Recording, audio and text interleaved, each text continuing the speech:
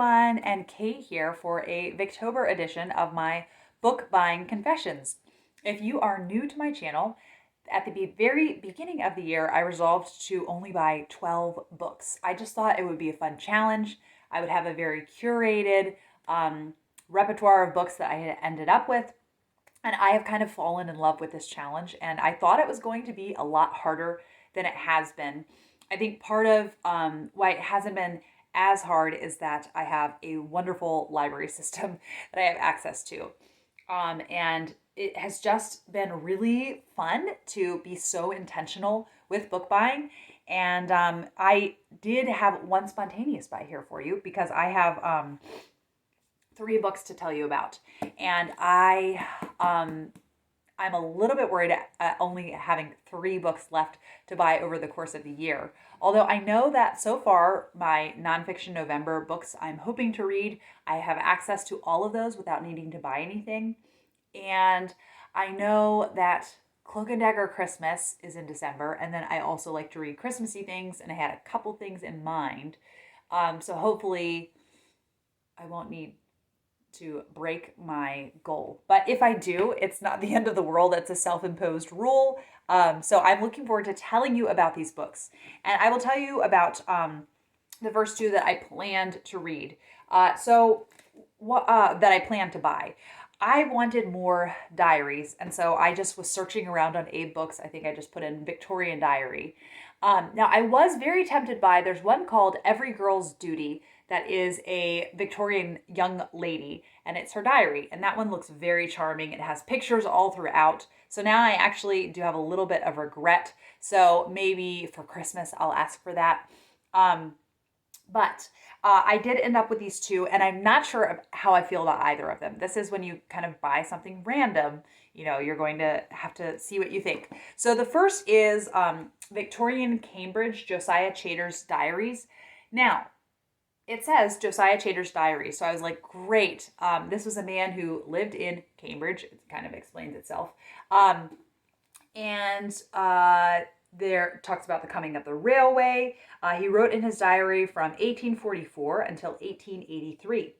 And it just seems like it covers a lot of ground, a lot of changes then. And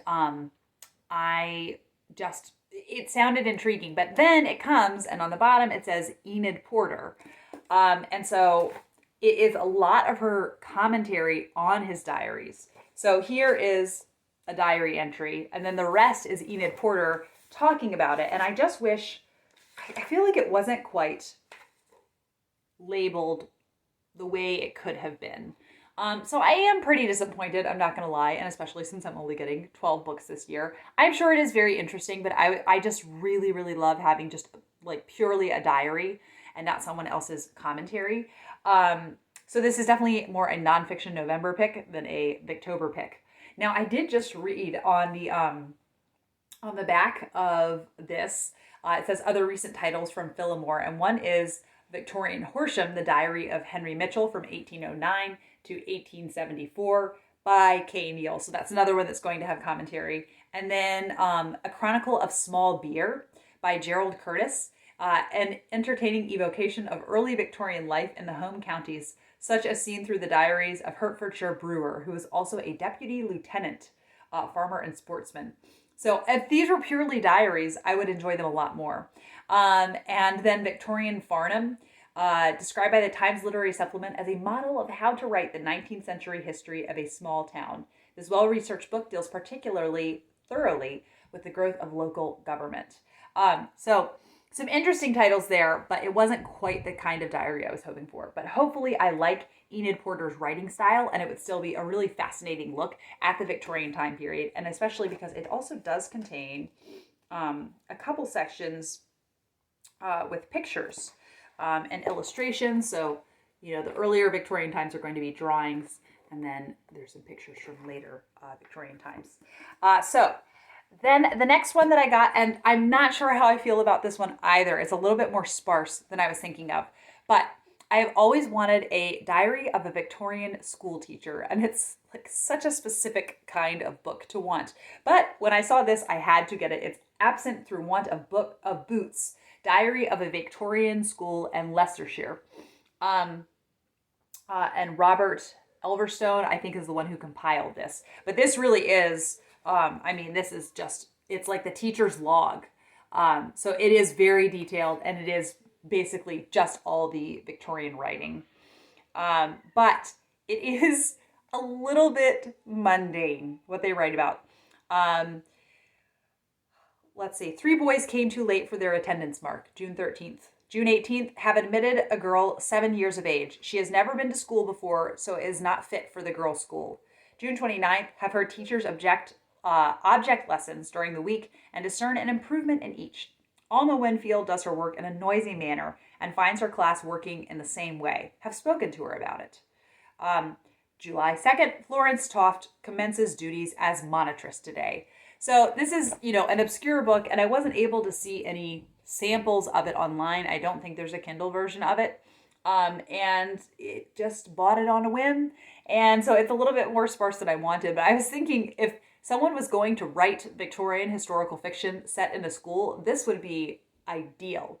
My hope is that there will be some interesting tidbits here, but I was just hoping for another Maud, let me show you, the illustrated diary of a Victorian lady. This is what I want more of. I mean, look at this. It's fascinating. Maybe I should just reread Maud. Maybe that's what I'm learning from this. So yes.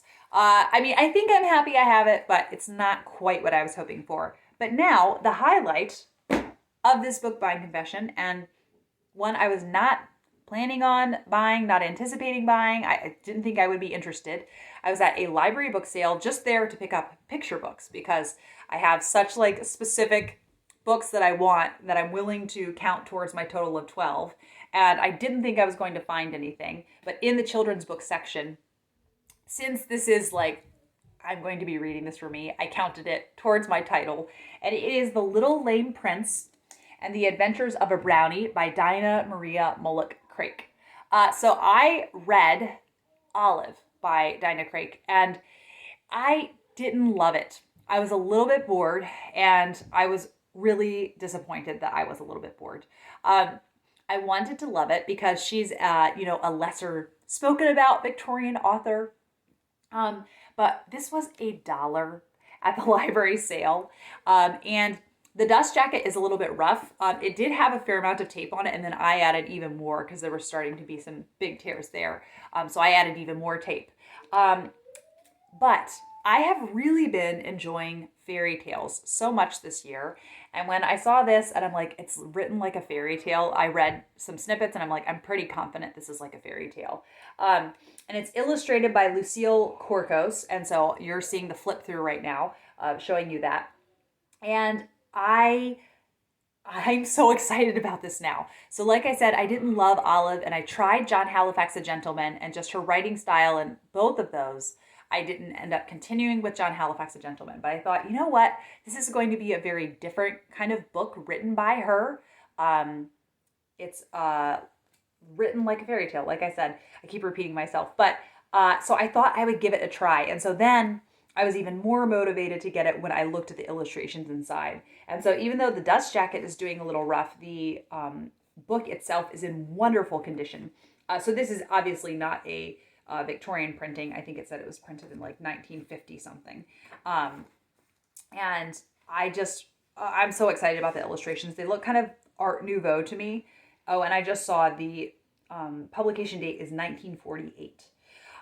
Now, I am really pleased to report to you that I started reading The Little Prince last night. I kind of want to wait until Victober. This is September now when I'm filming this, and I wanted to wait to read more Victorian things in Victober. I was a little bit worried it would kind of, wear off the new glow of Victober if I went ahead and jumped in. And then I thought, you know what? I really love Victorian literature. I think it will be okay. And I am so glad that I did. I'm halfway through The Little Lame Prince, and it is very charming and also a fascinating look at disability in the Victorian era. Dinah Craik has disability representation in pretty much every one of her books. And then also contained in the book, there's a series of stories about a brownie. So the little mythical figure, and I think just the mischief that they get up to. And then a few more short stories at the very end. Prince Cherry and what was the last one? Yes, The Prince with the Nose, which is such a fabulous title. The Invisible Prince. And so I think it's just these illustrations that got me, and that since I have been enjoying fairy tales so much, so The Little Lame Prince does count as a book. That's not even a short story, but the rest of them I'm pretty sure are all short stories. And I might, if I don't finish this in October, I mean, if I don't finish this in September, I might add the short stories at the end to my short story TBR jar. Maybe I will do a full review of this. I don't know if I will have enough to say to talk about it, but for now, I'm loving the writing style. I also have very different expectations of what characterization should be in a fairy tale. I've just really adjusted my mindset when I go in of what I'm going to get out of a fairy tale. And so it's giving me exactly what I wanted. I didn't love the characterization in Olive, and so I'm glad that I was like, you know what, maybe if it's just a really different style, I would enjoy it. I am over the moon to have this copy of The Little Lame Prince. So yes, it's so funny. Wasn't planning on getting this, and now it's the one I'm the most excited about. So thank you as always for watching, and I will be back for another book buying confession. I don't know when, but we will see if I hold up my end of the bargain and stop at 12. So I will let you know, and I hope you are having such a wonderful Victober, and I will be back with another video soon. Bye.